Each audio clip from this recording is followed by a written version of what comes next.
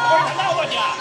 কিয় গৰম খবৰে না আছে জানা না শুনা না মই যে তোমাক কৈছিলো তেনি যে আইএছৰ কোচিং চেণ্টাৰ এটা আছে মই যে এপ্লাই কৰিছিলো কৈছিলা মই তোমাক সেই ৰাজধানী এটা টিকেট কাটি দিম বুলি কৈছিলো না কাটি দিম নহয় তুমি টিকেট কাটাই কিয় কাটিব হ'লে নেকি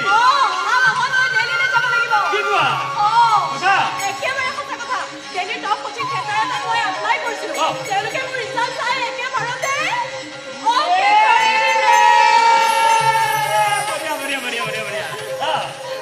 এতিয়া তুমি চাবা কেনেবাকৈ যদি মই তাৰ পৰা পাছ কৰি আহিব পাৰো নহয় মোৰ একেবাৰতে আইএছ ফটো খাম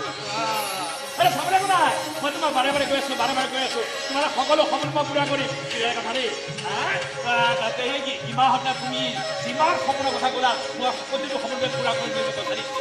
হয় নহয় কোৱাচোন হয় নহয় আৰু ভালে লাগিব বিশ্বাস বহুত ভাল লাগিব তুমি যেতিয়া বাহিৰলৈ গৈ ডাঙৰ অফিচাৰ হৈ আহিবা ঘূৰি অহাৰ পিছত লগৰ বন্ধুবিলাকক দেখুৱাই মাৰে চা না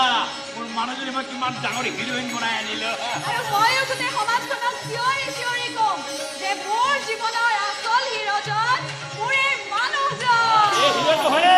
তই ইমান ডাঙৰ হিৰোইন বিয়া কৰাব পাৰ নেকি হৈ যাব টেনশ্যন ল'ব নালাগে তই পইচা কথা কৈছিলাতো এটা বেমাৰত 5,000 টকা গোটাই থৈ দিছোঁ দিল্লী যাওঁতে লৈ যাব চব লৈ যাব